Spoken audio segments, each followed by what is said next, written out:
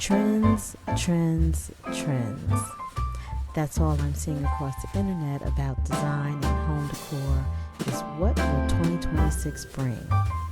Well, I started looking at some of the videos and reading some of the articles, and I think my house is trending for 2026. Yeah, I think finally, not that I purposely do this because, from my video going against the Dernier Creed, which is trends, I spoke highly against that. But I think by chance, I slipped into the trend category. I hope the new year brought everyone in safe and sound, and I'm glad you're back with joining me for another episode of Living the Lifestyle of the Thrift and Famous. My name is Jamela, and I'm glad you're here. So let's just jump into what caught my eye on the internet. In reading the articles, like this one at The Spruce, it said Refined American Revival, which is basically revisiting old world charm. And then House Beautiful had some information about the same style that they're following. And then not to mention, when you go into other sites, you'll see more trends starting to talk about defined spaces, which I've always liked. I never liked the open concept because to me, everything has to flow. And I like rooms to be individualized. And then when I read this article on Adobe Express, and it says they want spaces that, appeal to the senses, this one caught me because it says it helps them feel transported back. So I thought that was interesting. And then one that was organic and perfect designs, which again falls under my realm because I don't like matchy-matchy. And of course the wood grains, which is always a winning factor for me.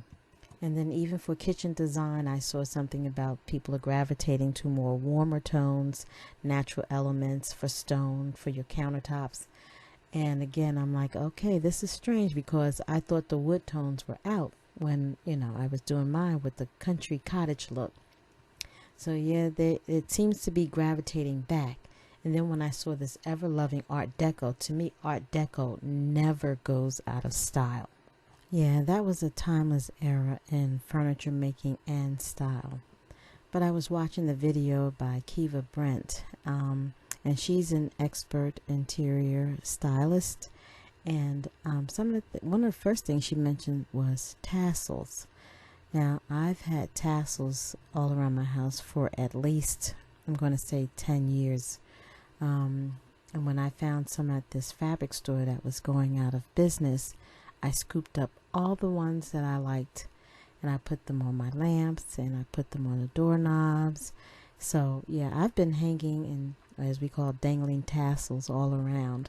And the black one that hangs on my dining room doors, those are actually Christmas ornaments that I fell in love with about 10-15 years ago and bought them and hung them on the door. So yeah, tassels, they've been around for a while, and you can put them on your furniture and other places. So yeah, they've been around. And the next thing she mentioned was darker wood tones. People are gravitating towards that, or design trends are gravitating towards that. Now, I have had dark furniture forever. And there's another little tassel too that's hanging on my vanity. So yeah, dark wood tones are in because it gives you that rich tone, she said not the ones with the cherry look, but the actual deeper tones. They give it more warmth and more style to your home. And then next up, she mentioned wall tapestries or rugs for if you can't afford large scale art. So you all know that I've had these layered rugs hanging since maybe 2018. So yeah, that I was, again, amazed that that came up. And then moving into smaller areas in your house, such as your bathroom, she said, go with a bold shower curtain that has a pattern or design. It gives you more art to your room. So I did score on that too. And one of my favorites that they're mentioning too is animal prints. I've been loving animal prints in my home for decades now, because to me, no room is complete without a touch of animal print. I'm more of a cheetah or the leopard kind, but if you like the zebra or whatever, animal print just brings you back into that natural element, and it gives you a sense of adventure, but it also adds more color and style in your space. So wherever you can infuse it, just add a touch of it. And next up came monograms. So monogram is back in again. I've loved these monogram hand towels that my sister bought me at an estate sale for, I've had them at least 8 or 9 years. So I brought them out when I did my bathroom, and then I'm always looking for cocktail napkins when I go to estate sales, and I found these with the initial K on it at an estate sale. So yeah, I do like monograms. I've always thought that added a more personal touch to your home. And then also was neutral rugs. Well, a jute rug is always a winning factor in any style for me. So when I found this large jute rug for my guest room, I thought it was perfect because it grounded all the other, with the plants and the other patterns that I have going on, it grounded the space. And last but not least is crystal. Let's finally shout hallelujah, because people are now seeing crystal for the beauty of what it is. But I didn't need these trends to tell me that I pull out my crystal for everything. From styling it on your dresser or on your vanity, you can find all kind of covered crystal dishes, and not to mention the fancy glassware that we all like to bring out for guests. But no, bring them out for yourself, because you deserve to drink out of fine crystal every day. Not to mention they make a table sparkle. I mean, even my granddaughter, when she comes, I give her these little crystal bowls whenever she wants fruit. I use these bowls. I want her to get used to using stuff like that, not for special occasions. She deserves it, and I want to raise her to know that she's special enough to have that every day.